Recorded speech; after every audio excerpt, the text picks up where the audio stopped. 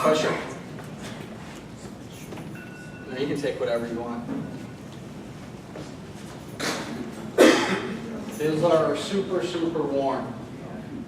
So, now, as far as the raffles, everyone got one for showing up, right? Good. You should have got one if you purchased a house or did a real estate deal this year. And then if this is not your first time and you filled out the survey, you should get another one. So you have the opportunity to get up to 3. So if you are missing one, just stop by and talk to Tracy out there. So this is our 12th meeting this year. We started the group this year mainly for a couple of reasons, but one is just most of the deals that we do as the company Region Home Buyers comes through networking. Comes through the real estate agents that we've met, lenders that we've met, other investors. So we wanted to put a group together that met in a different location from other groups in the area, brought in relevant speakers that had some really good education, and really just helped fulfill our mission, which is to bring together investors of all levels to provide an environment for relevant real estate education as well as a place to grow your personal network without all the sales BS that other groups do. How many of our speakers this year came up here and gave you a really nice speech but told you just enough to get you asking for more, but then wanted you to cut out your check? All the speakers that we had gave you A to Z on everything that they do, and that's kind of going to continue with what we do. Real quick with our disclaimer here, all of the material and content presented today is for educational purposes only. It's not legal advice. Don't take it as such. The content presented is a recollection of the speaker's personal experiences, their successes and or failures. Consult with your own professionals prior to engaging in any activities presented here. So all the speakers talking tonight, they've all had success or lack of success. You can try and copy them. That doesn't guarantee that you will be as successful. We record all of our meetings. These are the ones that we have in the past. The wholesaling and finding off-market properties from last month, investing with other people's money. You can see them there. If you are interested in any of those videos, just email group@invest NWI. They're $10 a piece, or we'll do a 3-pack, 3 videos for $25, and we'll send you the links for those. If you're a member of the group and you aren't able to attend a meeting, email group@invest NWI and we'll send you a link for that. So again, tonight's agenda, we're going to have 4 speakers talk about their success stories this year, and they're all in different avenues. One is a rental buyer, one's a flipper, the other one's going to talk about private lending that he did, and then the 4th one is also going to talk about a flip that they did. I've gone through their presentation. Each of them are going to have a couple of key takeaways that you'll probably want to jot down because they're game changers. After we have those 4 speakers, we're going to do a networking event. I've done a lot of networking groups like this, and again, your net worth is your net worth. I mean, how many people in the group have done a deal with someone in the group here? Or maybe not here tonight, but in the group in general. And there's probably 7 or 8 hands up. I've been able to refer contractors in the group that I've met to people. So I'm an introvert. I hate getting out and meeting people for the first time. So I decided we're going to put together a little event that forces you to meet people. So hopefully you bring business cards, and there'll be a little game associated with that. And again, there's going to be all that stuff on the table we're giving away tonight. Donations. I won't shame anyone. Who did not bring a donation? We actually brought change for people that brought like a 20 and only wanted to donate 10. So the gift cards and the money that you donated is going to be given to a family in Hammond. They had a fire a couple of months ago, and a lot of folks have been helping this family to rebuild the house. They didn't have house insurance, which is a whole nother story. But a bunch of people have donated supplies in their time to rebuild the house. A lot of people don't realize that, yeah, it's great to have a brand new house, but all of her stuff in the house has to be replaced. You know, so her pantry is going to be empty. Things you take for granted, toothpaste, toilet paper, tissues, dish detergent, laundry detergent, all of that stuff, she's going to have to go out and buy. So these gift cards are going to help her as she moves back into her house within the next 2 to 4 weeks. And then if you brought food, that's going to Care in Hands. They are in Hammond. They're part of Intermission. They have a soup kitchen. They do training events. They do, Justin did something last week where they wrapped like over 1,000 Christmas presents to kids. So they do a bunch of stuff. So all of the food will be donated to them. All right, so let me bring up our first speaker.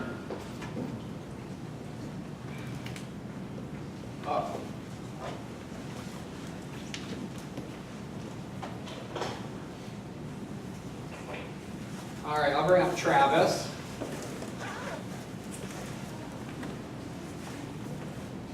I met Travis probably about 18 months ago, maybe 2 years ago, on one of those online websites.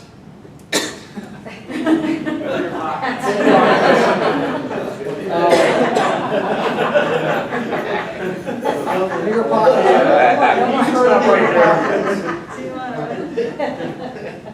Bigger Pockets is where I learned a lot about real estate. Wholesaling, flipping houses. I probably spent, when I was supposed to be working, I probably spent 4 or 5 hours a day listening to their podcasts and reading stuff on that and networking with people. So I met Travis, let's just call it the beginning of last year. And over the last 2 years, I've sold him 4 or 5 houses. He's bought 9 houses total, all using, and he'll probably talk about it, different sources of money. But he primarily buys them and does the BRRRR strategy where you buy it, rehab it, rent it out, and then refinance it. So he's going to talk about a property that he picked up back in January of this year. Yeah, no, thank you, I appreciate it. So this is a house that I bought in January through Adrian and Justin, so thanks for helping me out with it. But I'll walk you through some steps on the BRRRR here and then tell you a little bit about what I learned from it, what I've changed since I've been doing this deal, and just kind of walk through some of the numbers, because I think it's always good to see actual, properties that you guys have in the backyards of Northwest Indiana. So this is the house I've done over on 7049 Chestnut in Hammond, and I'm going to walk you through some of the pictures, the befores, and I'll run you through some of the numbers. So this is, again, I kept keep in mind that I wanted to do a rental when it came to it, so my model is just fix it up, get it rehabbed, rent it out, refinance, take those funds that I refinance and keep it repeating the process. So you can see this is where you walk in. I didn't take a good enough pictures of the ceilings, but the ceilings in here need to be fixed. A lot of my rehab costs actually went into buying drywall. As you can see, it's damaged over here. But one thing I really liked about the property is that there's wood floors. The wood floors are already ready to go. There's a dining room when you walk in, kitchen. Cabinets are in pretty good condition, so all we need to do is just resurface them, fix them up, and replace the countertops. And I'll show pictures at the end here. Bathroom was in poor shape. You pretty much had to redo everything on that. That was in the budget as far as rehabbing goes. We want to make sure we got that up and cleaned up and looking good. 2 bedrooms here. It's actually a 3-bedroom house here, so I'll walk you through some of the details. So details of the property. It's 3-1 with unfinished basement, 1,200 square feet, has a 2-car garage. When I was looking at this property, it was offered for $50,000, so I purchased it at $50,000. I was estimating, this will be key as I go in towards what I learned for the property, I estimated this to be $95,000. I thought it was pretty accurate in terms of just the comps that are around, but I'll share a little bit of what changed when it came to it. So on my rehab, I estimated about $20,000 to get a rent condition, so I actually found a private lender that would lend me $66,000 on the property, or $66,500, and in return I gave him 12% interest, just 1% a month essentially. So the rehab, as we started getting into it, there are a few things that came up just with every rehab, right? There's stuff that you don't see. Total rehab actually cost me $26,000, a little over that by $9. Labor costs a little over 11 grand. Supplies material 5,000. Paint, there's quite a bit of paint that needed to be fixed within the whole house. There are cracks in certain areas of drywall that need to be fixed. We had gutters. There was actually concrete repair that we had to have in the basement. There was actually leaks coming in, so we had to get in there and obviously clean that up. Demo cleanup, and there's a GC fee. I have a GC that runs most of our projects. Once we got it rehabbed, we did run it out for $1,200, so we got on the year lease right now. So then came the refinance portion of the property. So the bad, and I'll hit on that. The appraisal came in lower than what I was expecting. I was expecting a $95,000. I was actually really expecting more towards like $100 grand when it came to the appraisal, but it came in a little bit lower. So really what happened is on a refinance, my loan here at $64,500, interest rate is 4.875, was actually lower than my private loan, which is at $66,500. So when you start looking up and you start adding some of the stuff up, and I'll go over it here in a second, my closing costs added onto that as far as the loan goes. And I had to pay my lender $5,487.62 for everything that I held it. I held it for I think for about 6 months. It was a little bit over that. So total, right? Purchase, closing costs, interest, rehab, and holding costs was about $84,809. So that's all added up towards it. I collected $4,800 in rent, and if you minus the management fees, it's all in for about 80 grand. So if you look at it in terms of what I was all in for compared to the appraisal value, I was a little bit high when it came to that side. So cash out of pocket was actually $21,000. So I had quite a bit come out of this. Obviously a lot more than I anticipated when it came to this deal, and I had to bring another $5 grand into closing. I put that into the $21,000. So the rent, right? So $1,200, principal, interest, taxes, insurance, pretty low at $532. My net income on the property is about $668. I'm expecting about $3,600 a year in cash flow when it comes to this property. So if you divide that by how much cash I had into the property, which was $21,000, looking at about a 17% rate. So here, I'll tell you a little bit about what I learned for this property to get in the bad and what I learned. Ugly is kind of a, as you want me to put it in there, but tell you what I learned better. The good, easy rehab, utilities were all on, so it made it really easy, especially the city of Hammond. The one thing that sold right after I refinanced my properties at nearby comps that we flipped for $118,000. It was just 4 houses just north of where I'm at. So I know my appraisal, I think it's a little off, and I'll beg to differ on that one. But overall, it's a good layout. I actually decided when I want to sell this property, when it comes to that time, it's a good layout. I can actually flip it, clean it up, get it off, we can sell it. All right, so here's what I learned. I know I hit on this. The low appraisal really messed up my numbers in terms of how much money I had in the deal, how much I had to bring to closing, especially because I was expecting right around probably about 95 to 100 grand when it came to the appraisal. So what it did is force me to bring money to the table at closing. What I've done now, what I just changed, is I would challenge that appraisal. I would have sent comps of recent properties or nearby properties that have sold within the past so many days, and actually challenge you if that appraisal a little bit higher than it was. Also, I recently switched lenders. This is something I learned. I wanted the cheap lender in the beginning that just knew how to get loans refinanced, but I actually just switched to another lender that deals a little bit more on the investment side. And one thing they said is if you have a mortgage recorded, you can rate return up to 80% of what the property appraises for.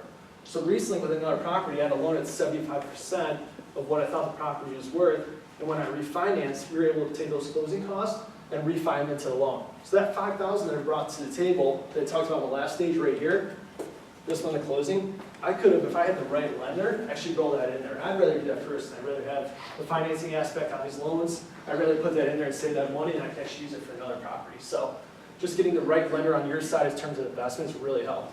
Also, just a little thing that I personally have been doing now is I should replace all the windows up front. They were serviceable, but I know I'm going to have to replace them about 2 or 3 years.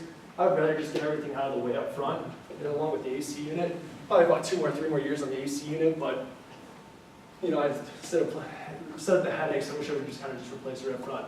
But that's just stuff that I've learned from it. I've changed moving forward, you know, in terms of the financing, the appraisals. I just had an appraisal coming at $75K that I thought was a lot higher. Sent him 3 comps, he came back and he said, no, you're right, it's at $90K. So it just adjusted. But if you look at the appraisals with being so low, if I would have gotten that at $100,000, probably would have been about another $10,000 financed, which would actually take my cash into the deal right around $10K. So it really made a huge difference. I'll show you some after pictures. This is where you walk in, you can see the paint, trim. There's the front room. One thing that we had to do with the ceilings, because, oh, go back here. Because the ceilings were disturbed, we actually just put drywall up. It was cheaper than just put trim, just kind of just laid over the top. That's where a lot of our costs came in terms of rehab. Bedrooms, bathroom, no, that's actually a kitchen. And then cabinets there, and the bathroom. Cool. Awesome. Any questions? Yeah. The last kitchen photo, it doesn't look like there was a fridge in there. When you rent the properties out, do you have the tenants bring their own fridge, range, anything like that, or do you supply that stuff? I supplied. Just took the pictures too soon. Are those new cabinets or you painted the existing? We actually just painted those, and we just replaced the countertops on this. You said you had a management company, you don't manage them yourself? I don't. I use Property Boss out of, well, they were in Hammond. You use Property Boss? Yeah. She You manages. want to build stuff? Yeah. Take it? Yeah, she manages all my properties. You mentioned the windows and the AC. Yeah. You know, looking back, you do that now. But you also want to conserve your cash for the Sure. next deal. So why would you drop that 3, 4, 5 grand Right. now? I'm seeing higher appraisals when I do that.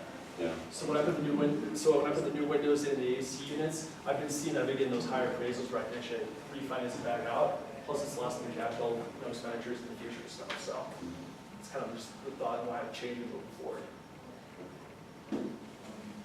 What month was that appraisal done? It was actually done, I want to say it was in June. That was after that was before the flip top sold, right? Right. Yeah. You got about 15 grand on a refi on the other one? I did, yeah. And that's the other thing too, is with refinance, I'm seeing these appraisals coming a lot lower from what people are telling me that are flipping properties or selling, just because they're being a little more conservative because they are lending on the properties. So it is kind of a challenge to get the appraisals where you want at it. So I'm even becoming more conservative when it comes to my private financing and make sure that I'm at a lower rate so I don't have to bring that cash to the table when I refinance. When you're trying to appeal one of the appraisals that's coming back, are you seeking a third-party outside appraiser, or? So in this case, I use a realtor just to send me a bunch of comps. And then I just wrote a letter saying, hey, this is what I'm seeing, this is what I've come across, this one had no garage, you just compared. And then they just reviewed the letter and got back. Actually, I have 2 questions. Yeah. One, did you have any concerns or inspection done, anything like that for asbestos or lead painting or any of those types of concerns? I just have a general contractor run through it, not as far as much on the testing and stuff, but you get a lot of drywall in there and stuff like that, so as far as paint goes. And the second question I had, do you mind sharing the lender's name or? is it- Yeah, for sure. It's called Bridge Lending. It's actually out west. It's in Oregon. They're a little bit more expensive, but for my sake and my time, when I set up a folder and a file, they pretty much just ran with it. So and that's who I'm using now. I use a different lender on this house, but that's who I've been using most recently. But they just, a lot of what they do is more on the investment side. So they're a little bit more knowledgeable when it comes to navigating different stuff. Yeah. Is that a portfolio lender or is it? Strictly conventional, yeah. So it's just, I've been using professional financing, trying to maximize up to 10 properties on the professional side. And I also have my wife, so I've been doing pretty much every other property where I've been putting some in my name and some in her name, so I can do 20 properties. Is there another question? Oh, I'd say that, just looking at the numbers, it looks like you got a reasonable deal with that contractor. I was just curious, like, what did that concrete work entail that they did? Yeah, so it's on, I guess if I go back to, here, I'll show you. So you can see in the basement, there was actually some cracks in the foundation that needed to be done. Those need to be repaired. And actually in the back, I didn't take a picture of it, but as you go into the basement, there's a door into the back, and they had a slope on, I guess in the concrete where the water was coming up into the door and actually going into the basement. So we put a drain in essentially just to make sure that it stopped doing that. The house didn't have any gutters as well, so all the Right. corners had seepage coming in. So do you buy them in your name or your wife's name? Do you have an LLC that you buy them in or just in your personal name? I'm buying in my personal name, refinancing my personal name, just quick claiming. I know, do you want to see how it calls and stuff like that, but that's kind of risk I'm taking. Okay. Yeah, but I'm buying mine, and it's just easier. The one thing that I did run into is if you finance in an LLC, they just changed the law this year. You have to wait 6 months of seizing in your personal name, so you would have to quick claim that to yourself, wait 6 months, then refinance on the conventional side. So instead I was like, I'll just buy them under my personal name, and then I'll refinance in my personal name, and then just quick claim it. So, but it was kind of crazy because that happened to change mid-year, and all of a sudden the company that I was using were like, hey, we're going to start switching over, and I had to refinance. There were 2 other properties I just decided to refinance real quick to make sure I still, formed in that. Okay. I was just wondering how much you pay for the property management company? It's 10% per month, yeah, of rent. They charge a fee, fine, it's on it. I know you said that you use a realtor to pull comps, but you didn't buy the realtor, so are you paying them like a small fee to do that for you, or they're just kind of doing it? Just kind of did as a favor, yeah. Yeah, it's a good idea though, to help. That's the one thing, you want to find a couple of realtors that can actually do that stuff for you, because you don't want to burn one out, especially because if you buy through. I use wholesalers all the time when it comes to buying properties, just because with my time and trying to offer on the MLS, I find it so much easier to buy just directly with the seller.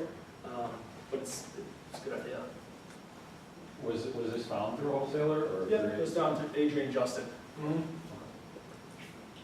Are most of the properties that you own, are they in Hammond, or are you kind of spread throughout? Or? I own 8 in Hammond, and then I'm actually doing 1 in Highland right now. So I'm gonna try and mix a little bit in terms of just different areas and different appraisal values. Yep. So, did you actually get the appraisal changed?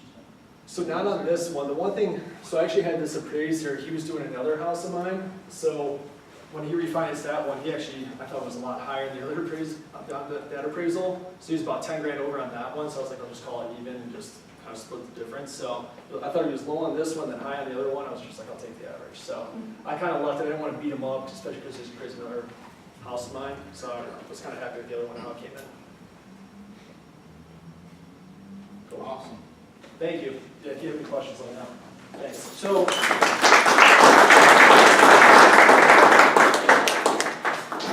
the strategy that Travis uses, and it's allowed him to grow from 0 to 9 very, very quickly, is a very popular strategy that they teach. The gurus teach it. It's on Bigger Pockets and other sites, but they just kind of overview it. So probably in April, Travis is going to have the entire night at our monthly meeting to talk about the BRRRR strategy, where he's buying it, rehabbing it, renting it, and he'll go into a lot more detail, the numbers, what the lenders are looking for, than he was able to tonight. All right, Ken, if you want to come up. Wait, before Ken comes up, let's do another raffle. You have a ticket? Well, they're the box. So, and Travis didn't mention this, part of the bad or ugly sometimes when you buy houses is the person that I bought that house from lives next door. So every time his contractor left a little bit too much garbage in the yard or drove a little bit too close to their grass, because it was all, you saw from the picture, it seemed to be wet the whole time he was rehabbing it. And one time one of their guys drove across that person's yard and left some marks. She always called me. And then when the tenants moved in and we're having a party one night in the garage, she's calling me. I'm like, it's okay, why don't you have fun and go join them? So, all right, the first 3 numbers, is it 195 for everybody? All right, so the last 4, 5813. 58, all right, Mr. Stone.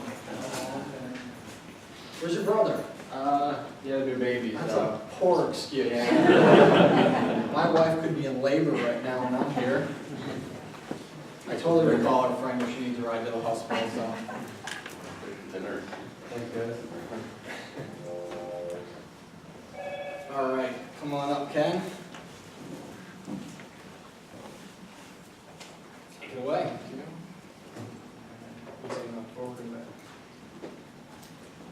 Thanks, Adrian. So I recently did a project in Maryville. This is my second one. I did one last year and one this year. Hopefully we're going to be ramping it up in 2018 to goals 5. So this is just the first 2 starters, kind of learning a couple lessons and getting ready for moving it up a bit. So first, a bit of an analysis on it.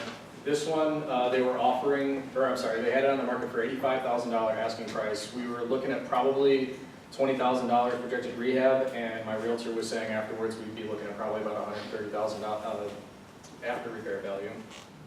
I buy these as buy and hold rentals, so I try to get them something they need a little bit of work and get some sweat equity in, and then rent it out once we're finished. A couple of unknowns going into this one. It was a foreclosure, and nobody had lived there for 2 years. There was no water or electric. They weren't allowing pressure tests to be done. We had no idea what the plumbing looked like. And in my experience, everything usually comes from water. That's where issue always comes from for me, is water. So it was a big risk jumping into this one.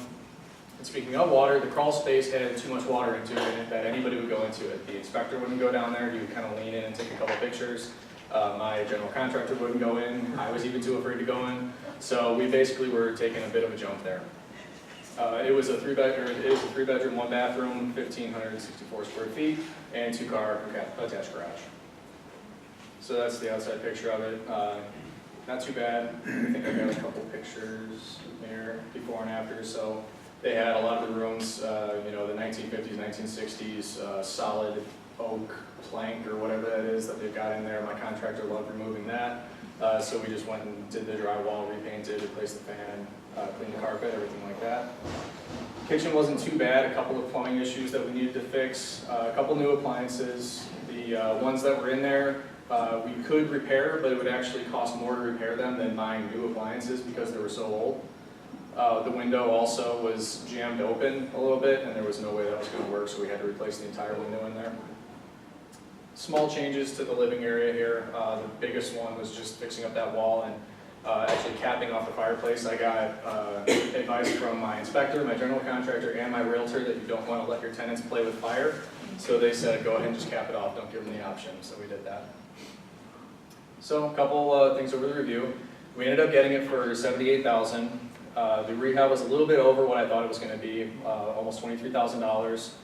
Almost $2,000 in closing costs, and I ended up being able to purchase it with a private investor, so the investor fees turned out to be $36.80, and the after repair value was that $130. So all in all, we spent about $106,000, and we call the profit $23,650 just as kind of a number to look at, but since I'm not selling it, that's just kind of something to make me feel better and know that I came out ahead. When we refinance, it's $97,500, so I'm going to end up paying about $10,000 out of pocket, but since it's a rental, we'll be making that as we go through the rental. Rental metrics, so it's currently rented out for $11.95 a month. I have a breakdown of everything, and again, everybody's kind of been mentioning bigger pockets, so I've also used that. They have tools on the website where you can plug in all of your different property metrics, and they'll tell you about what your profit is going to be, so that's what I used here. Anything you can possibly expect, so you have your property management fees, vacancy repairs, capital expenditures, property tax, insurance, and your principal and interest on the loan. So at the end of the day, we're looking at cash flow of about $222, which is good for me because I always look for at least $200 cash flow per door, essentially. So whether it's an apartment, which I hope to get to later on, or a single family, I usually look for at least $200 at the end of the day after all expenses. So lessons learned. Biggest one that I always see is always to expect surprises. It doesn't matter how many times surprises happen. For some reason, I never expect them, and I learned my lesson again with this one. And I do want to start to think about it for future projects that I want to set aside some extra time and resources to deal with them as they come up. So a couple here. We found that the house was actually still on well water. It's the only house on the street in the neighborhood that did not upgrade to city water. We very much lucked out on that because it turned out even after 2 years of sitting, and I think it's a 40-year-old system, everything was still working fine, so we very much lucked out on that. Also, we found that a lot of this was due to not being able to get into that crawl space. The sunroom was an addition that had been added later and attached to the garage, so the ductwork was not connected to anything. It used to run off a separate furnace out of the garage. It seems that it was a lady living there with her son, and the son was living in this room separately, running his own system. We had no idea, so we were right about to rent it out, and we found that this ductwork in this room wasn't connected to anything. It was just open in the crawl space. Luckily, my brother is an HVAC technician, so I was able to get him to crawl under there once we had dried it out, and he connected the two together, and everything worked fine. Another one that we ran into is the AC unit was never properly installed, and I've got pictures for these next two on the next one. So since it was vacant for 2 years and bank-owned, they appeared to have had an issue with people just driving their pickup into the backyard, disconnecting the AC unit, and taking off with it. It happened at least once or twice, so as you'll see in this next picture on the left, they installed a steel case over their temporary AC unit that is very nearly impossible to take off. My general contractor had to use a sawzall to get around some of the edges, and it was drilled into the concrete, so it took us about 4 hours total to just get that thing off completely. At which case, we found it wasn't connected, which was fine, so my brother connected it up, and we couldn't figure out why it didn't work. We got underneath the house and found that for some reason or another, right in between, the lines were cut underneath the house. So we went through about a day of work getting this thing to work. It ran for 24 hours, and then it blew up. So, end of the day, we just carted it off and we ended up getting a brand new AC, so finally working. The second picture there, we found out there was already a tenant in the house. There was a raccoon family living in the garage attic. So the door and the garage had always been open when they were showing it previously, so apparently it had just been able to get in and out. we installed some new doors, and that one on the right is a brand new steel garage door that the raccoon decided it didn't like being locked in the garage, so I had no idea they were so strong, but apparently it's strong enough to bend metal. It pulled back the steel on the brand new door, and when it couldn't get out that way, it was able to get up into the attic, go around to the soffit over the porch, and drill a hole straight down and destroy the roof there. So luckily it learned its lesson after that one go and was able to just find lodgings elsewhere, because after we fixed these two and called an exterminator, no more raccoon problem. So lesson learned. That's something to look out for. But yeah, that's the biggest one for me. You can do a thorough inspection, you can look over everything yourself. Surprises are always going to happen, always be expected. I've heard 30% sometimes, that's allowed for 30% of the expenditures after that you're going to possibly have to face that you have no idea are going to be there in the long run. And that's it. Questions? Can you kind of go back to your numbers and talk about CapEx and some of the other things that you can talk about? Yeah, sure. So, CapEx. yeah, exactly. Good, thank you. So the CapEx is capital expenditures, so that's basically anything big that goes out. Repairs you can expect, like maybe a small electrical failure or light needs to be fixed, something like that. CapEx is like if your water heater goes out, or if your AC goes out, or something like a roof. Anything big that you're going to have to spend a substantial amount of money on. So repairs, you can expect small amounts of money month by month. It's probably going to happen, and in my experience it does in most months.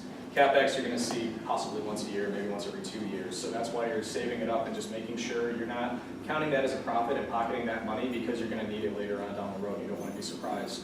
What I've been doing for these for the most part is accounting for 5% of my rental income as vacancy, repairs, and CapEx, and just keeping that in the bank, because there's no reason to expect that something isn't going to go wrong again. Surprises. So that's something that I always want to have on the ready, so I'm not going to be working on another project and have to worry about pulling money away from that project to go into one of my previous rentals because there was some issue. And then again, obviously the property management fees, mine are actually the same as Travis. I've got 10%. The one thing I was actually, I thought of this and I was curious. Mine's 10%. They actually do a 75% leasing fee. So if you get a new tenant, which just happened to us actually, our first rental, they left after a year, and the new tenant, that first month they're going to take 75% of the rent rather than 10, and then every following month will be 10%. Who is your property manager? Real Property Management of NWI. It's Adam, I can't remember his last name, but yeah, that's for Adam over at Real Property Management. How long did it take him to place a tenant? 2 weeks. Yeah. Do you get any say in like the advertising, or did you just completely let him take care of everything?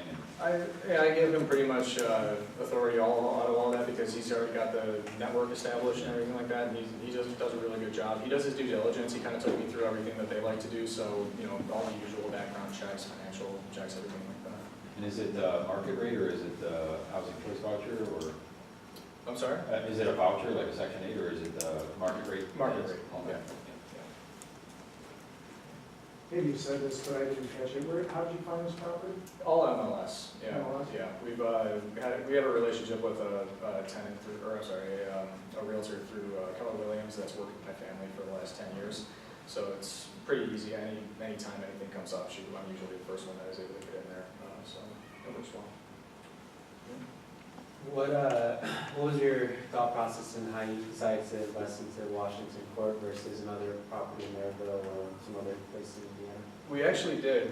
This was the 5th property that I put an offer in on in Maryville when I was trying to buy this one. I knew that things were heating up in the market. Everybody's wants to go out and get these, and the investors.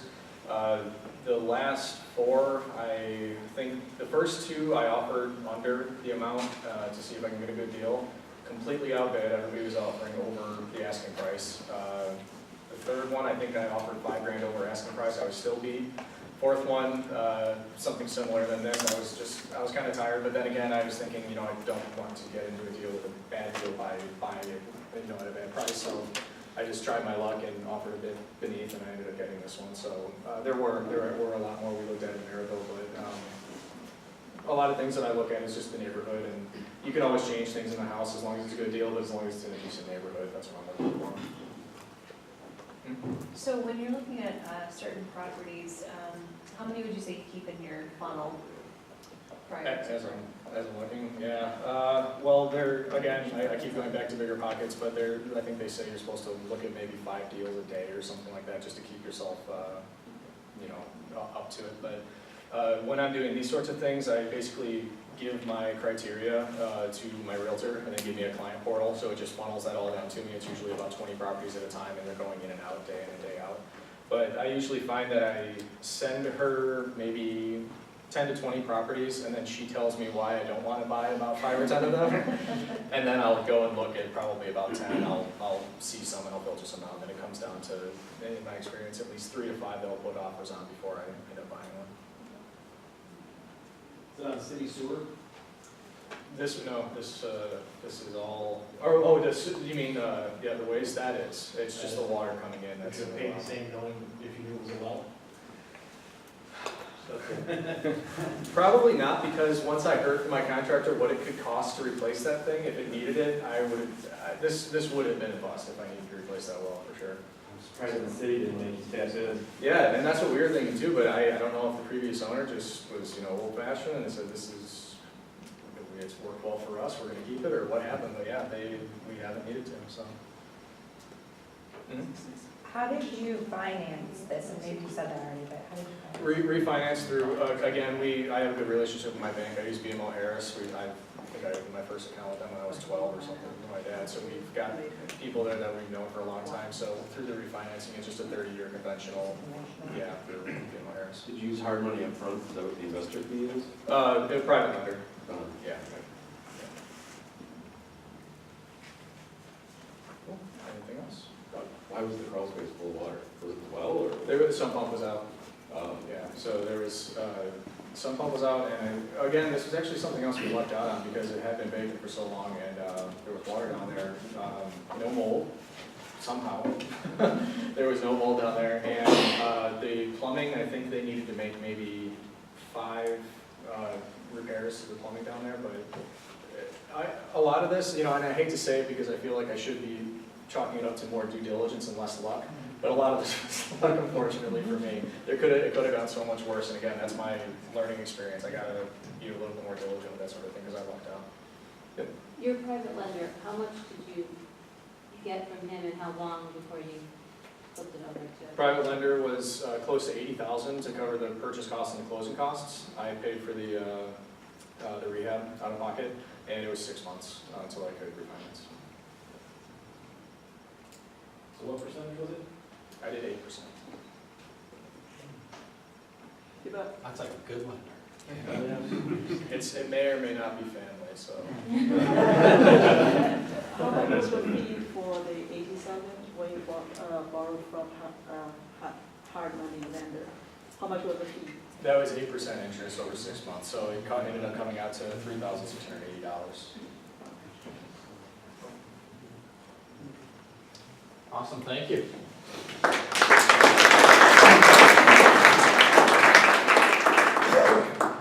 All right, so we're gonna do 2 tickets here.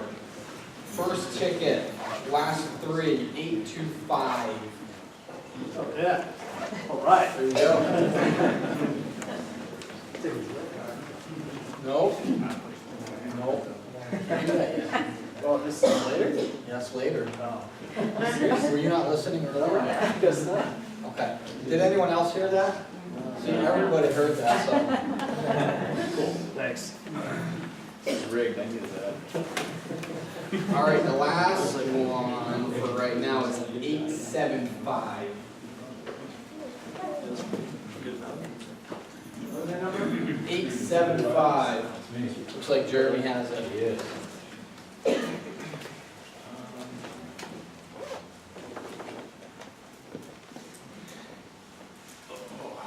All right, our next speaker is Alan Francis. He's going to talk about lending to investors out of his IRA. Who in here has an IRA? A lot of people get IRAs when they're working for the boss, corporate America, whatever, and then you retire or go to another position, and you roll it over and roll it over. A lot of people don't realize that you can roll it over into what's called a self-directed IRA. And a self-directed IRA is exactly what it sounds like. It's self-directed, so you can tell your IRA where you want it to go, and you also dictate the terms. When you have your IRA and a 401k and it's in the mutual funds or stocks, do you control the rate of return that you're getting? You might, this year it's good, you're getting good rates. A couple of years ago, if you were breaking even, you were doing well. So with self-directed, you can decide if you're going to put it into a rental property, land on someone's flip.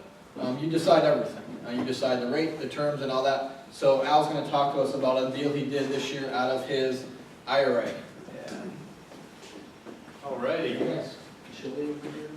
So who is Alan Francis? I know some of you in here, but where I came from, I'm a new investor. I've been in the game for maybe like a year and a half at the most. My plan is to focus on small multifamily apartment buildings. So I have a couple now, looking to buy a few more next year. IRA lending, which I kind of learned through this group, which I'm going to kind of walk through now. Where I'm planning to go, so still looking at focusing on small, mainly 4-unit apartment buildings in Northwest Indiana. Continue to lend IRA money, and I'm thinking next year maybe doing a JV flip deal, because this lending thing's been kind of cool. So looking at some opportunities there. If anybody's interested, give me a shout. So I'm going to go over my first IRA lending deal. So what I did is I actually bought my first deal before getting involved in the community. So I went out, I actually refinanced my primary residence, took some cash, plunked it down on a 4-plex, and then I was like, all right, it's awesome. I'm getting cash every month, but what the hell do I do now? So I didn't really know where to go next. So I started kind of getting involved, started participating in more of these investor meetups, with the focus of obviously learning some new strategies, networking, seeing what other people were doing.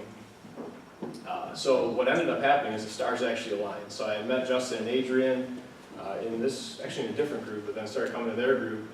In their group, I actually met my first borrower, and then actually at the same time, that borrower introduced me to a contractor they used. So I literally had met kind of all the players necessary to kind of put together the first deal through networking with this group and another one. Shortly after that, Quest IRA, who's a custodian, so like Fidelity or Chase or what have you, maybe the custodian for your IRA or your 401k or what have you, Quest IRA specializes in self-directed IRAs for real estate investors primarily. They focus on holding real estate, holding notes, things like that. And they were actually putting on a presentation, the representative was putting on a presentation, another meetup, maybe like a month later. So it's really stars aligned. So after I kind of heard a little bit of that, a little bit of this, I decided to take some action. Secret sauce. There isn't any. I had identified opportunities. So I talked with the borrower, what turned into be the borrower, that I had met at a previous meetup to see if he had a deal that he was working on, needed any money. We ended up meeting at the job site of one of his projects. So for me, being new to this whole concept, I'd never flipped anything. I wanted to see what the product was that he was putting out to make sure I wanted to be a part of the project. So I had to vet the opportunity. So I actually ended up meeting with Adrian and Justin, who were wholesaling a deal to him, which was the one that we were discussing. We ended up visiting that opportunity home with both the borrower and the contractor who I had met at the previous event.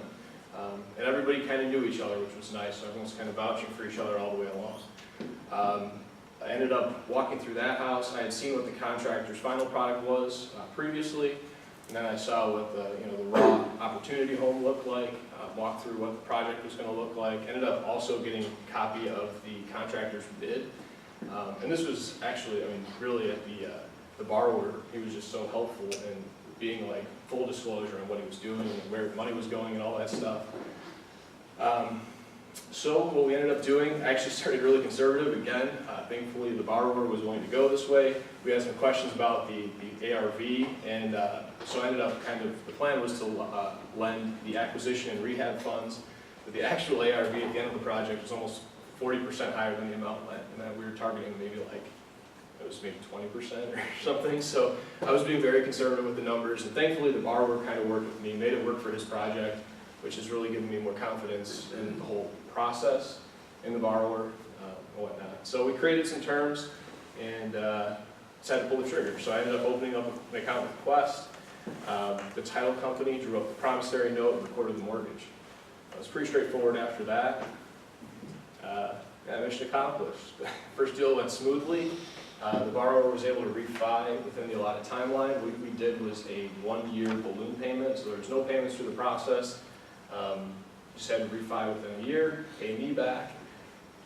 And then the borrower, which it was great again, so we already had another deal lined up on the back end, so we were able to sign a new agreement that is in force right now. So it was really good for me to be able to continue with the velocity capital. So I got paid my interest within the year, was able to lend that interest out again to compound the gains, and we're kind of rocking and rolling currently. So some things to consider.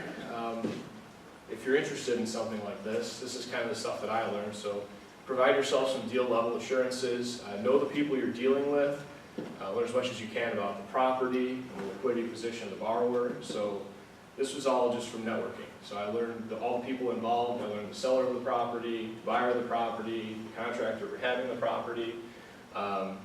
Was just in discussion with the actual borrower before this, like kind of what their position was, what their plans were, and then some top level assurances.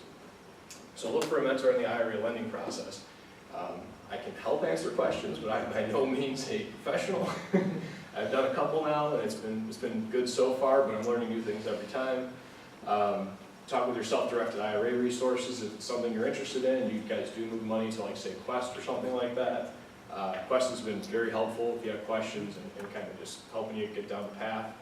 Attend presentations, see paper digital resources, and then learn the rules and limitations of IRA lending. So if you have any interest in that, this is the most boring book on the planet, but it has all the information you need for identifying self-dealing, per se prohibited transactions, disqualified persons, all that stuff, all the things that can go wrong with your lending out of your IRA or doing any deals out of your IRA, or starting a business, investing in other businesses. Excellent resource, very, very dry reading. So, but yeah, that's about it.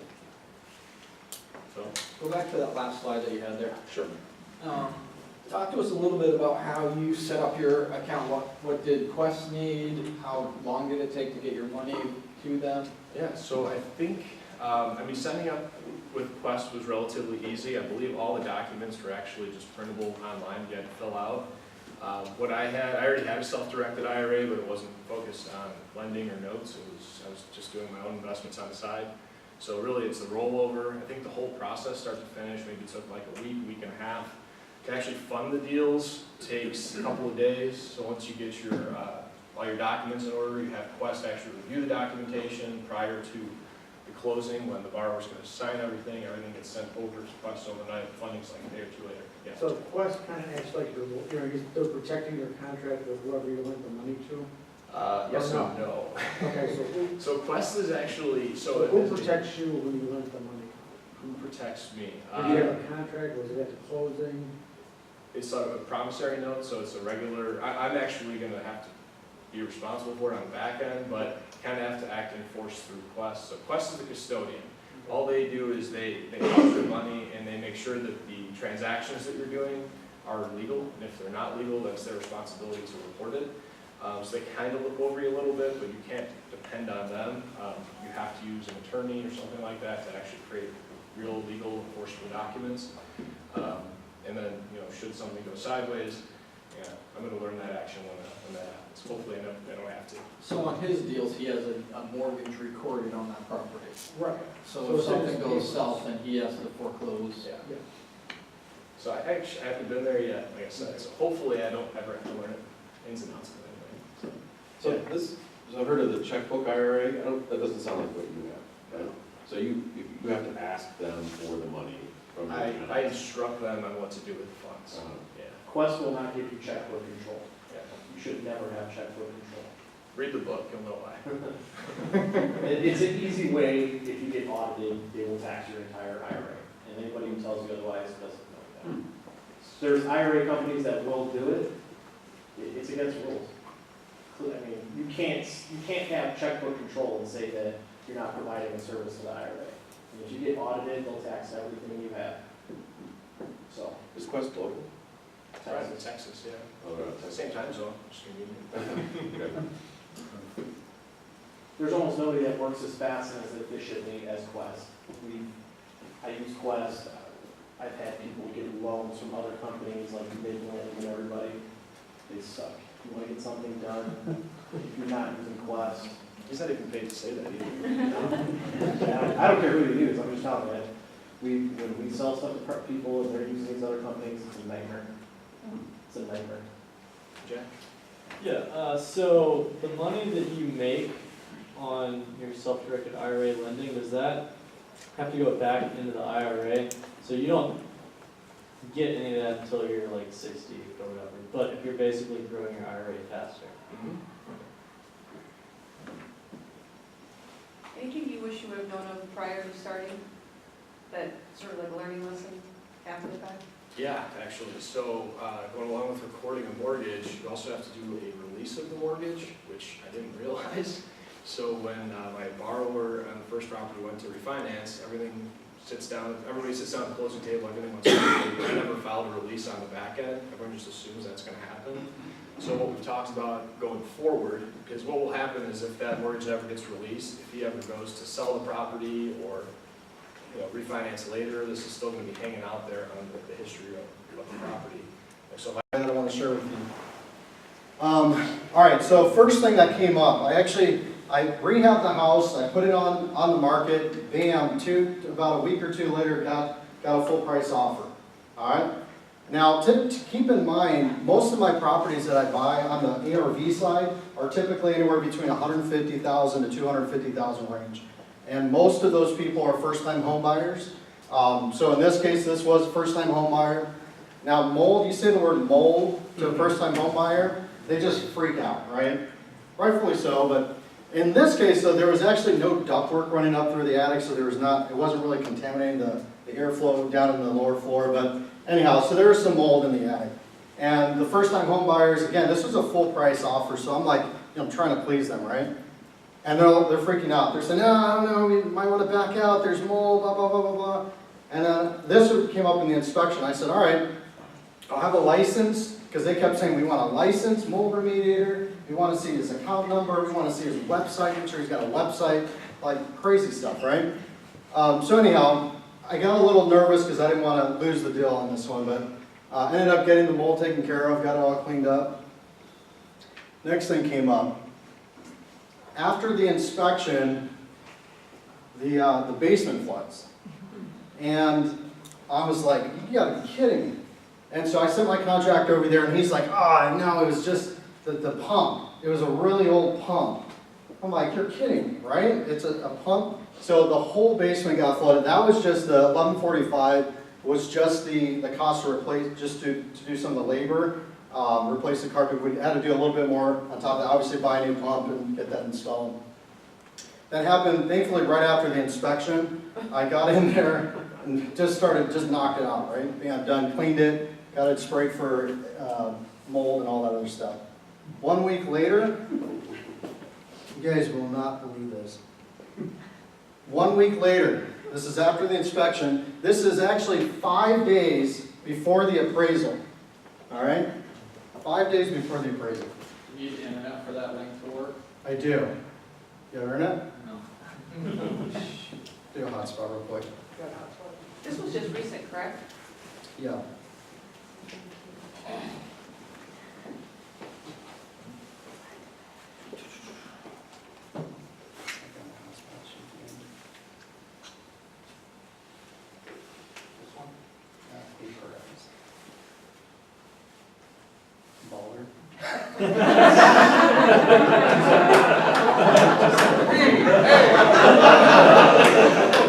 My friends say I'm baller, so it's easy to remember. Big baller.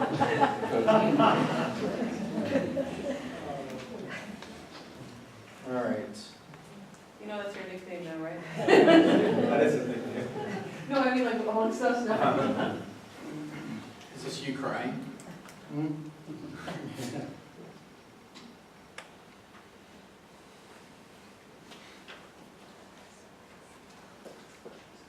Who can guess what happened? Is this like a well guess? Tree rings. Tree line? I wish.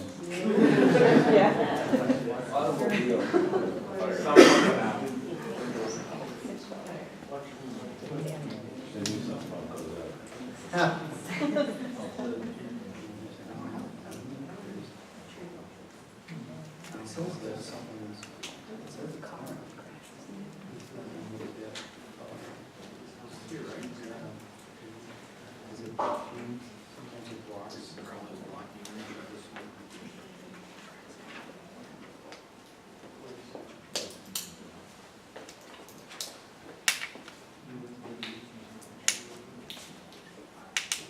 In the meantime, if anyone wants to sign up for my course, you still, Justin's still in the back. Still waiting. Oh, we got one person. Anyone else? Did you guys figure out where that mold was coming from again? Up in the attic? Yeah, so that's a good question. So a lot of times mold, in this case, it had, the upstairs bathroom wasn't vented, or the exhaust fan for the bathroom is just up in the attic. So it wasn't vented outside the house like it was supposed to. So that was kind of the, that was the issue with that. How did you guys, are you gonna talk about how you took care of it? Yeah, I'll jump into that here in a second. And that's 9 times out of 10, the problem with mold in attics is always going to be the airflow. So there's got to be enough box vents up on the ceilings. If it's got, a lot of the newer homes have a lot of soffits down on the lower part. If you look at a house, underneath the gutters, you see the soffits. But what a lot of times builders do is they put the insulation right over all those soffits. So you actually need to pull those soffits, pull that insulation back, and add baffles, they're like 45 cents, and staple them to the top of the attic to allow that airflow to come through from the bottom, and then makes its way up through the box vents. So. But yeah, most of the time it's mostly the upstairs bathroom's not vented properly, 9 times out of 10. It's not opened up. No, same camera. All right, that's fine. You'll have to demonstrate it for us. All right, so 1 week later, after the basement flooded, I actually, the basement flooded again. Only this time the pump was working just fine. It was actually just a waterproofing issue. And when I owned this house, and I owned it for 6 weeks or so, 6 or 8 weeks, I didn't have any water issues coming in, but we didn't have much rain. And then all of a sudden, we started getting all this rain here in the fall time, and basement flooded, and it was for sure coming from the center block. So I had to spend, about $6,000, get the basement jackhammer. Now keep in mind, in the video you would have seen it, this was already finished. I mean, drywall, baseboards, carpet, and so we had to rip up, not only did we rip up the foundation along the corners of the house, but we had to rip the drywall off about 1.5 feet all along the bottom, which messed up with all the baseboard, tack strips, carpeting, I mean, you name it, it just damaged it. So it ended up costing me, probably closer to around the $8,500 range after it's all said and done, just for that waterproofing. But I didn't want it to come back. I fix up the homes. I really don't like to call it I'm a flipper, because truthfully I feel like it's kind of a little derogatory, but I feel like, I put my heart, my blood, sweat, and tears in these homes, and I want to make sure that if I sell these homes, I would sell it to my mom, that I would move in. So I just had to waterproof it, which is what I did, and then the appraisal happened. So we'll just skip that slide.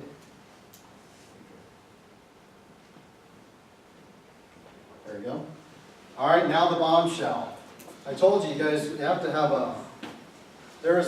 the appraisal happened, comes in $35,000 under value, under what we had it under contract for. So we got the appraisal done. I purposely didn't block out the appraiser. Mutual release, so the mutual release ran out, and I killed the deal, all right? And it was kind of both. They were like, oh, you got to come down, to what it's appraised at. I was like, I don't have to do anything, sayonara, all right? So just one lesson to keep in mind, just don't overstretch yourself to where you need the money to buy another deal. Always have that padding so you're able to say, you know what, I'm not going to take it, kill the deal. And I had comps to prove that it was worth more than what it appraised out for. I tried to dispute it, went back and forth, wasn't getting anywhere, so I killed the deal. 16 days later, it was on the market. About a week after that, got a full price offer, back under contract, appraises out. Now I did drop the price down $10,000, but it appraised out still. I would have walked away from $25,000 had I accepted that first appraisal. So that was good. All right. So the numbers on this deal wasn't as detailed. I was looking at some of these guys. I'm like, man, you guys really break it out. Purchased it for $103. Paid $3,900 in interest. I actually paid 18%, but it was only for a couple of months. Then I ended up paying off the borrowers on this case, so I had another deal. So once I sold one of my houses, I paid off the lender on this. It was 18%, so I think I only paid 2 months of interest on that. Labor, I don't know how some of you guys are doing it for like 20 grand, 18 grand, I don't know. But this one, I mean, it needed a roof on the garage, the waterproofing, the windows, all that stuff. This came up to $34,500. Materials was $31,000. Holding costs $2,300. Concessions, I did give them $5,000 towards their closing fees and some other stuff. So anyhow, sold for $234,900. Still profited $41,000 in profit on this deal, which it's not bad. But something to keep in mind though. These are some of the lessons that I learned on this flip. Number one, don't count your chickens before they're hatched. I'm like a numbers guy, so as soon as the rehab was done, I cut the last check to my contractor. I was feeling good, listed it. I was already counting the numbers. All right, I'll make, this is what I'm going to make.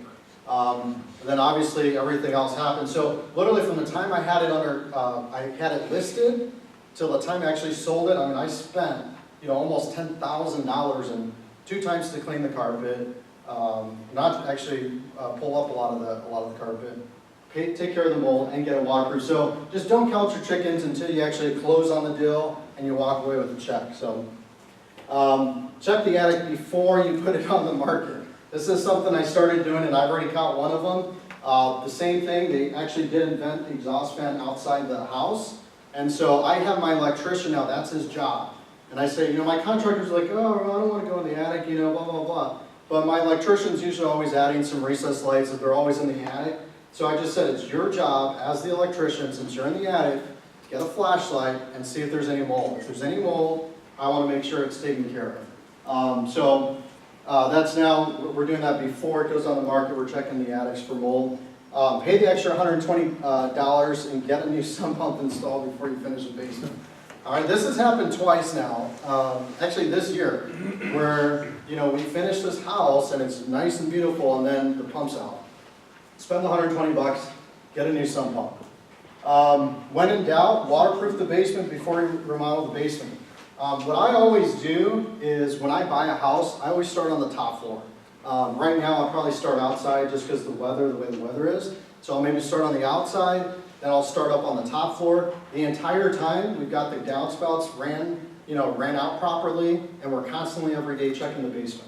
If after 2, 3, 4 weeks during the rehab, if it's not getting any water, then we're good. If there's any sign of water, pay the money, get it waterproofed. All right. Don't be afraid to kill the deal if the appraiser comes in lower than the purchase agreement. If you have reason to believe that the value is indeed there, that's something that I'm seeing a lot of. When an appraiser comes in and they come in well below value, kill the deal. I mean, don't be afraid to kill the deal. Unless the buyers are willing to work with you. I mean, I'm not talking like, $2,000, right? You're not going to kill the deal over $2 grand. But, a lot of times what I do is if for some reason it doesn't appraise out and we're within reason, like maybe $6,000, $7,000, then I'll drop concessions or negotiate the concessions. If it's really bad, I might even pull the appliances. So just, negotiate within reason. But if you've got evidence to show that, hey, it's $10,000, $20,000 more, kill the deal. And I actually took the advice, this was actually Justin's advice, so I gotta give him kudos. Being able to kill the deal and relist it was the best thing I could have done in this scenario. So don't be afraid to kill the deal. Did you try to challenge it before you did that? I did, yeah. And most appraisers are like, oh, I don't know, I want to talk to you, it's illegal, I can't do this, right?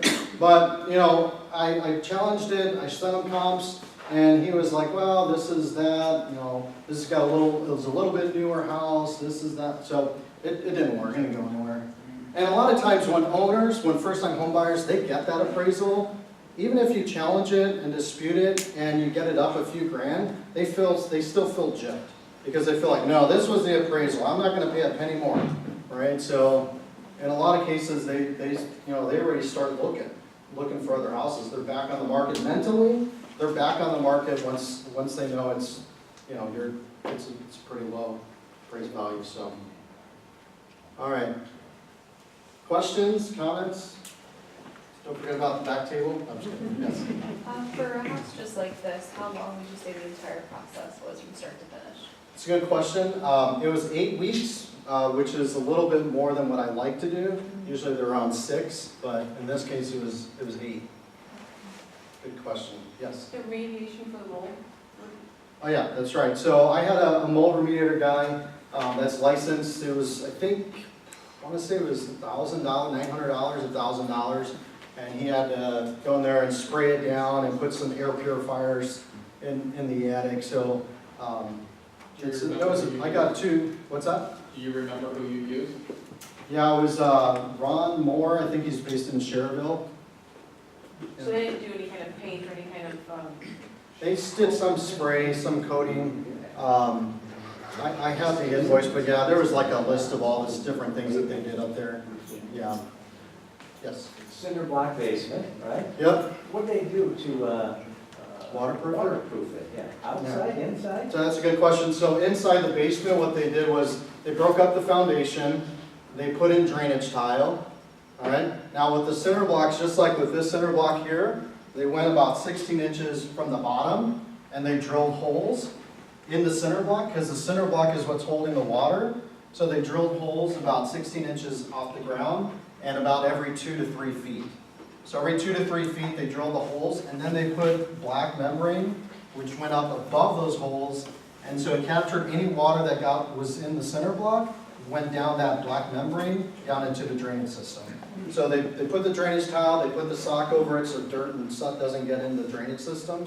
Then they put gravel on top of that, about a couple inches of gravel, and then they cemented over that. How much was that then? Yeah, it was like $6 grand. It was, Yeah. yeah, it wasn't cheap.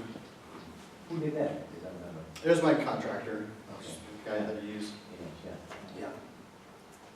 Any other questions? Some hands come up, yes. That plastic breathing, does that go up on the actual roof or in the floorboards and then the insulation on top? Oh, you're talking about the baffles? Yeah. Baffles, yeah. Yeah, so it's only where there's soffits. Now, it doesn't make sense because I have a house, and some older houses in Maryville, they don't have those newer soffits that are vinyl, that are kind of plastic. They have wood, and then they'll have vents every like 10 feet. So in that case, you just want to put those baffles where those vents are. Because if you put them anywhere else, there's no airflow going up through the attic. So wherever those vents are, that's where you move back the insulation. You'll see, in a dark attic, you'll see light starting to kind of come through center.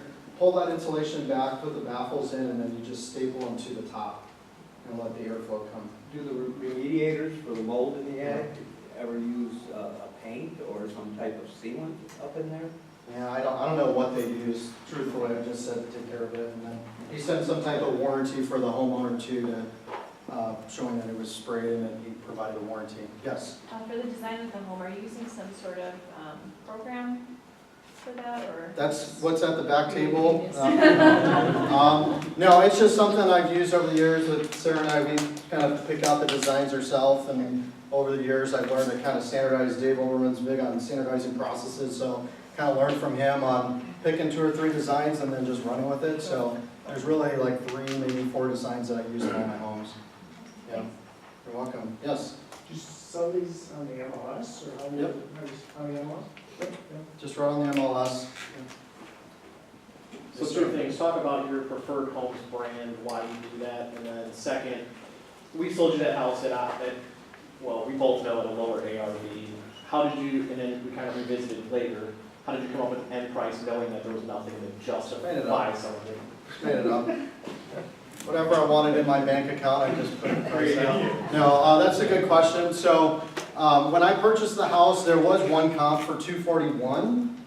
That was literally within a quarter-mile radius. I think it may have been a half-mile radius. But that was kind of the outlier.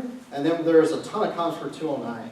All right? And so there was a few, though, that were kind of newer homes that were in $235, $240. And I just say newer, I mean like 2000, right? They're not brand new. But I saw that 241, and I saw it was just a rehabbed home. And mine was a little bit bigger, so I figured, why did I go for 245? When I list the houses, I'm not looking, I guess, I'm trying to get you know, the prices that we're paying for a lot of these homes, and if you're an investor, you understand, we're paying now top dollar for these homes. So we're all trying to get the values to come up where they need to be. And since I saw that 241 that was rehabbed within a half-mile radius, I said this is easily a at least a 235 or 245. So that's where I listed it at. What was your first comment though, Justin? You got your logo up there, kind Oh, of logo. why you do that. Yeah. So, you know, again, it kind of goes back to the whole flipping thing. Like, I know people say, oh, you're a flipper.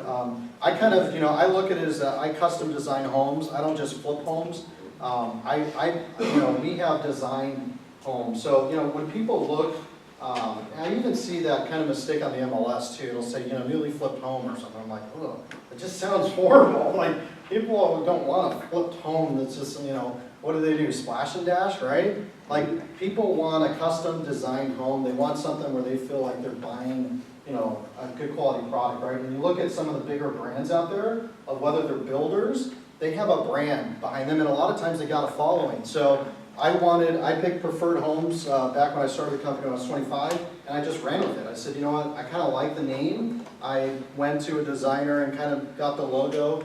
But now I've kind of got a following. We have realtors that, you know, contact us and say, when's the next Preferred Homes coming out?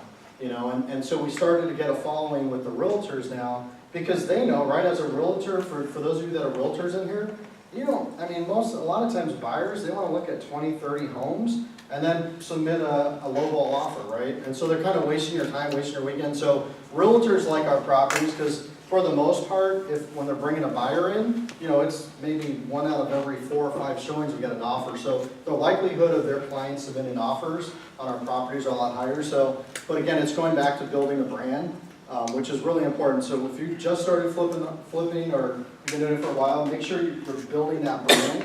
And so these cards that I place, I put in, you know, in the kitchens and bathrooms just to kind of build that brand. And then in the MLS on most of my properties, I put, you know, Preferred Homes, another Preferred Homes at the market. So building awareness.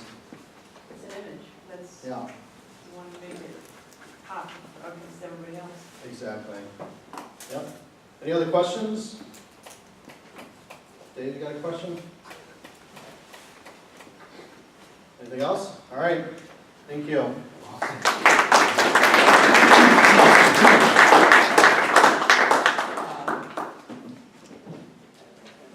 Uncle phone, 5,000.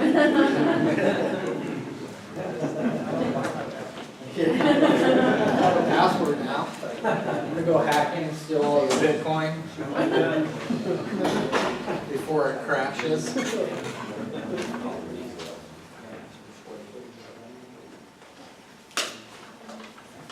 Did anyone learn anything tonight? Something that you can go apply in your next flip or rental? So, awesome. Let's do 2 quick raffles. I have 871. And just to recap what we have left, we have a size small hoodie and a 2X hoodie, and then a book on flipping, and the Traveler's Gift, which is a historic book that has like leadership principles and personal development principles. So 871. It's a fix. It was. Fix was in. You want 2XL or small? Give him the small. I want to see him wear that. 891. 891. 891.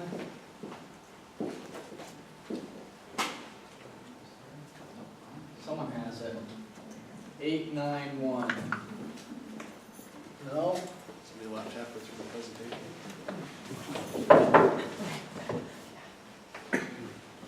828. That was someone that came early. 828. Did you put ours in? We came in late? Yep. That's how it goes. There you go.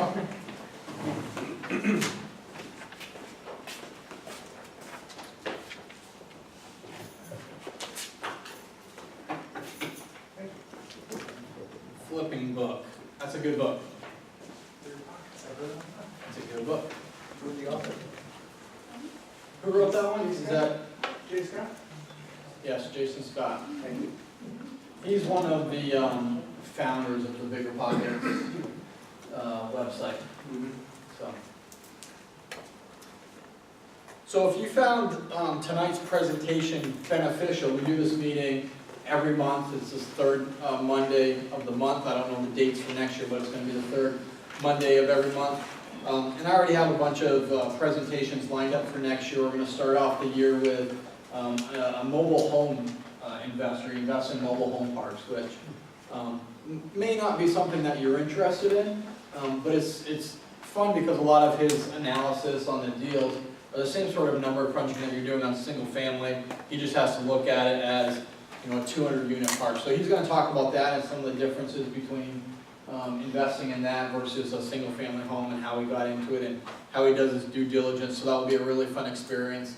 We're going to follow that up in February with an attorney that does a lot of real estate law. He's going to talk about the leasing and things that you should put into the lease to protect yourself on the front end to minimize issues that you're going to have on the back end, whether that's evicting someone, going after them for damages. He also will talk about some of the contracts and other issues that as investors we should know about when it comes to investing. And then after that we have Al's going to talk about how he quit his corporate life to go into full-time flipping and some of the challenges with that and his brand, and just go into a lot more detail than I did tonight. And then we have a couple of speakers that are going to talk about their how they built their rental portfolios. So again, if you have any other topics that you'd like to talk to us about and get speakers in, or if you know someone who would be a good speaker, don't hesitate to email us or call us. Tonight's free. It was our way of giving back to you guys for helping us build the group this year. We've all been blessed in different ways, so this again is just our way of thanking you guys. If you do find value in this and you want to come back next year, we have two different options. You can either pay every month is $10, just like with the videos. If you want to buy a video that you missed, it's $10. If you do want a membership for one person, it's $90 for 12 months, or $130 for a couple or a business partner. Both of you is just $130. And again, that gives you access to 12 meetings. It gives you access to all of the videos. And if you do sign up tonight, Tracy outside has our membership application. It's just a simple one-page form that fills out that gives us some of your basic information. We are running a discount on that tonight. So it's $80 for individuals, $120 for couples. So you can see her after the meeting. But real quick, again, networking and who you know really is what's going to help you move your investing career to the next level. Whether it's finding contractors, people to give money to, people to sell deals to, buy deals from, whatever. So we're going to do a little event here. Does everyone have a green card? If you don't have one, I have a few extra. Why is it got to be a green card? So the reason I have this paper is because when I started wholesaling, I used to use a full length and it said notice on it in big letters. I want to buy your house, and it was pretty obvious from the street. And I used to post it on vacant houses, and a lady called me and cussed me out because it was so noticeable that she was embarrassed that her neighbor saw it. And I didn't say anything, but I'm like, you should be embarrassed about the condition of your house, not a green letter on your door. But I decided just to recycle it for tonight. So we're going to do this event. We're going to take probably about 20 minutes to do it and then do some last raffles. But everyone put your name on the top here. Anybody need a pen? And it's pretty self-explanatory. You have to go up to someone, introduce yourself, and then talk to them about what you do. So you need to find a realtor. And then have them, either you put their name on there or have them put their name on there. And then find a contractor. Find someone who is a multi-family home investor. And by 5 units, they have to own at least a property that's 5 units or higher. I don't want to be offended, but if you have a duplex, a triplex, to me that's not considered multi-family investing. I'm looking for something big. And I don't even know if there's someone in here that has more than a 5 unit. Well, there you go. Everyone's going to go talk to the talk to someone who is a rookie. Remember what a rookie is, Justin? Because I just forgot. Oh, a rookie is someone who's never done a real estate investment. They're someone that wants to do it, they're in their due diligence phase, still learning, still putting their network together. Talk to someone who did their first project in 2017. They did their first flip, first rental, land, whatever. Talk to someone who's a private lender, and then talk to the one wholesaler in the group. So, let's take about 15 minutes, and then if you have business cards, this would be a good time to exchange them. And then we'll gather up in about 15 minutes. I should play like some Christmas music in the background. Terry, I think the same as you.